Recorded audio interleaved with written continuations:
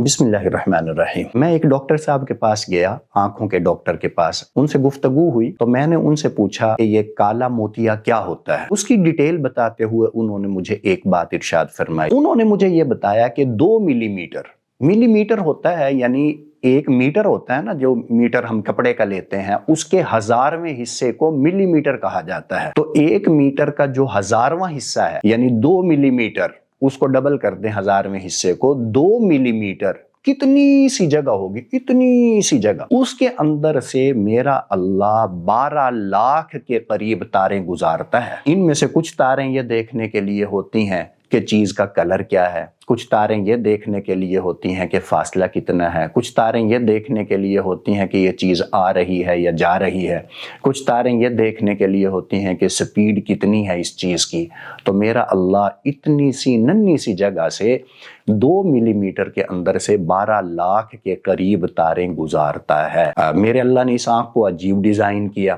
دنیا میں کوئی 7 ارب 8 ارب لوگ ہیں، لیکن آنکھ کی جو پتلی ہے، آنکھ کے جو اندر کا حصہ ہے، وہ ہر ایک کا مختلف ہے۔ آج سے کچھ عرصہ پہلے تو میرے بھائیوں فنگر پرنٹ کے بارے میں یہ ہوتا تھا نا، اور آج بھی کئی جگہ فنگر پرنٹ کے ذریعے انسان کی پہچان کی جاتی ہے، اور کئی جگہ آنکھ کو سکین کر کے انسان کی پہچان کی جاتی ہے۔ بلکہ فنگر پرنٹ کے بارے میں مجھے ایک آیہ مبارکہ یاد آئی۔ میرا اللہ فرماتے ہیں قرآن کریم میں، اَيَحْسَبُ الْإِنسَانُ أَلَّن نَّجْمَعَ عِظَامَهُ، انسان کیا سمجھتا ہے کہ جب وہ اس دنیا سے چلا جائے گا، اس کا جسم جو ہے وہ ختم ہو جائے گا، اس کے گوشت کو جو ہے وہ کیڑے کھا جائیں گے، اس کی ہڈیاں ٹوٹ کر ریزہ ریزہ ہو جائیں گی، تو انسان کیا سمجھتا ہے کہ اللہ ان تمام ہڈیوں کو دوبارہ جوڑ کر اس کے اوپر گوشت چڑھا کر اس انسان کو دوبارہ زندہ نہیں کرے گا؟ انسان یہ سمجھتا ہے۔ اس کے جواب میں میرے اللہ نے یہ نہیں فرمایا کہ ہاں میں انسان کو زندہ کروں گا، بلکہ میرے اللہ تعالیٰ نے عجیب جواب ارشاد فرمایا،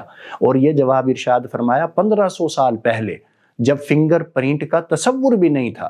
اس وقت میرے اللہ تعالیٰ نے جواب میں یہ ارشاد فرمایا، بلا قادرین علی ان نسوی بنانا، کہ کیوں نہیں، ہم تو اس بات پر بھی قادر ہیں کہ انسان کا فنگر پرنٹ بنا دیں۔ اس زمانے میں آج سے 1400 سال 1500 سال پہلے میرے اللہ تبارک و تعالیٰ نے فنگر پرنٹ کا ذکر قرآن کریم میں کیا۔ اور اسی طرح میرے بھائیوں آنکھ کے بارے میں جیسے میں تفصیل عرض کر رہا ہوں کہ آنکھ کو ڈیزائن اس طرح کیا کہ 8 ارب انسان، حتیٰ کہ کوئی جڑواں بچہ بھی پیدا ہو جائے نا، دونوں کی آنکھوں کی پتلی کا ڈیزائن الگ الگ ہے۔ 2 جڑواں بھائی بھی پیدا ہونا، دونوں کے فنگر پرنٹ الگ الگ ہیں۔ اب میرا سوال یہ ہے کہ کیا یہ چیز، کیا یہ آنکھ، کیا یہ فنگر پرنٹ خود بخود بنے ہیں؟ کیا ان کا بنانے والا کوئی نہیں ہے؟ میرے اللہ نے یہ انسان کو بنایا، کیا یہ انسان خود بخود بنا ہے؟ اس کا بنانے والا کوئی نہیں ہے۔ اس لیے میرا اللہ فرماتا ہے کہ تم زمین کو دیکھ لو، آسمان کو دیکھ لو، سورج کو دیکھ لو، اور اسی طرح میرے بھائیوں ہم کہکشاں کے بارے میں سوچ لیں، ہم نظام شمسی کے بارے میں سوچ لیں، ہم کلسٹر کے بارے میں سوچ لیں، ہم سپر کلسٹر کے بارے میں سوچ لیں۔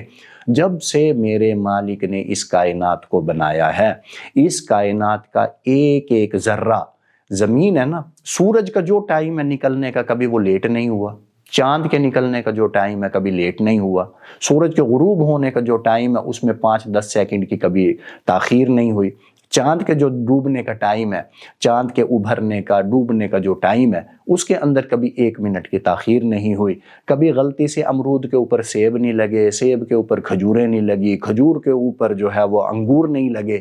یہ سارا جو میرے اللہ نے بنایا ہے، میرے بھائیوں میرا سوال یہ ہے، کیا یہ چیزیں خود بخود بن گئی ہیں؟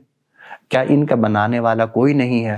افسوس ہے ان لوگوں کی سوچ پر جو یہ کہتے ہیں کہ یہ چیزیں خود بخود پیدا ہو گئی ہیں، ایتھسٹ حضرات، جو منکرین خدا ہیں، جو خدا کے وجود کو نہیں مانتے۔ کتنے افسوس کی بات ہے، وہ کیا کہتے ہیں؟ وہ کہتے ہیں یہ چیزیں خود بخود بنی ہیں۔ میرے بھائیوں یہ چیزیں خود بخود نہیں بنی، ان چیزوں کا یقیناً کوئی خالق ہے، یقیناً کوئی مالک ہے۔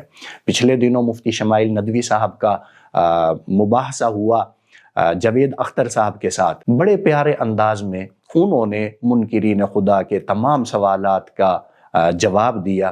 میں نوجوان نسل سے بالخصوص گزارش کروں گا جو تھوڑا بہت مطالعہ رکھتے ہیں کہ وہ اس پورے انٹرویو کو بھی سنیں، اور جن حضرات نے اس موضوع کے اوپر قلم اٹھایا ہے اور انہوں نے خدا تبارک و تعالیٰ کے وجود کو عقل سے اور سائنس سے اور اس طرح کی چیزوں سے ثابت کیا ہے، ان موضوعات کو ضرور اپنے مطالعہ میں رکھیں، بالخصوص یونیورسٹی میں پڑھنے والے طلباء اور طالبات، ان سے میں ضرور گزارش کروں گا کہ وہ اللہ تبارک و تعالیٰ کے وجود اور مذہب اور اسلام، اس کی حقانیت کے بارے میں علماء کرام سے رابطہ بھی رکھیں، اور اس موضوع پر جو کتابیں لکھی گئی ہیں ان کا بھی مطالعہ کریں۔ اللہ تبارک و تعالی ہمارے قلوب کو، ہمارے اذہان کو اسلام کی حقانیت سے سرشار فرمائے۔ السلام علیکم ورحمۃ اللہ۔